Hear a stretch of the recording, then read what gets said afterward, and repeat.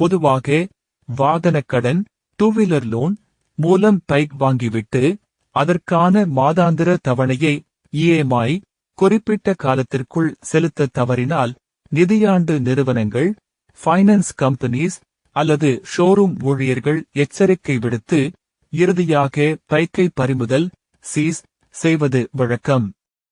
இப்படியான ஒரு சூழலில் EMI கட்டத் தவறியதால் பைக்கை பறிமுதல் செய்த ஷோரூம் நிர்வாகத்தின் மீது ஆத்திரமடைந்த வாடிக்கையாளர் ஒருவர் ஷோரூமிற்குள் புகுந்து பைக்கை அடித்து நொறுக்கிய சம்பவம் பெரும் பரபரப்பை ஏற்படுத்தியுள்ளது. சம்பவத்தின் முக்கிய விவரங்கள், இவெண்ட் ஹைலைட்ஸ். வாடிக்கையாளர் தனது பைக்கிற்கான EMI தொகையை தொடர்ந்து செலுத்தாததால் விதிமுறைகளின்படி யாமாஹா ஷோரூம் அல்லது பினான்ஸ் தரப்பில் இருந்து அவரது பைக் பறிமுதல் செய்யப்பட்டு ஷோரூமிற்கு கொண்டு வரப்பட்டது. தனது பைக் பறிமுதல் செய்யப்பட்டதை அறிந்து ஆத்திரமடைந்த அந்த நபர் நேராக ஷோரூமிற்குள் நுழைந்து வாக்குவாதத்தில் ஈடுபட்டுள்ளார்.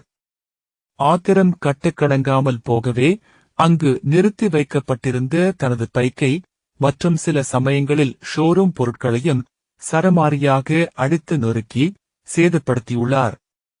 பரபரப்பு வீடியோ. ஷோரூம் ஊழியர்கள் மற்றும் அங்கிருந்த பொதுமக்களால் எடுக்கப்பட்ட இந்த வீடியோதான் தற்போது சமூக வலைத்தளங்களில் வைரலாகி வருகிறது. இப்படி ஆத்திரத்தில் பொது இடங்களிலோ அல்லது ஷோரூம்களிலோ வன்முறையில் ஈடுபடுவது சட்டப்படி குற்றமாகும். இந்த சம்பவத்தால் அந்த வாடிக்கையாளருக்கு ஏற்படும் பாதிப்புகள். ஷோரூம் நிர்வாகம் கொடுத்த புகாரின் பேரில் பொது அமைதிக்கு குந்தகம் விளைவித்தல் மற்றும் சொத்துக்களை சேதப்படுத்துதல் ஆகிய பிரிவுகளின் கீழ் காவல்துறை வழக்கு பதிவு செய்யும். ஏற்கனவே EMI கட்டாததால் அவரது சிபில் ஸ்கோர், கடன் தகுதி பாதிக்கப்பட்டிருக்கும். தற்போது பைக்கும் சேதமடைந்துள்ளதால் கடனை திருப்பிச் செலுத்த வேண்டிய கட்டாயத்துடன் சட்ட ரீதியான செலவுகளையும் அவர் சந்திக்க நேரிடும். இதுபோன்ற சூழ்நிலைகளில் நிதி நிறுவனங்கள் அல்லது ஷோரூம் ஊழியர்களிடம் பேசி கால அவகாசம் வாங்குவதே சரியான வழிமுறையாகும். சட்டம் மற்றும் விதிமுறைகளை மீறி வன்முறையில் ஈடுபடுவது சிக்கலை இன்னும் தீவிரமாக்கும்.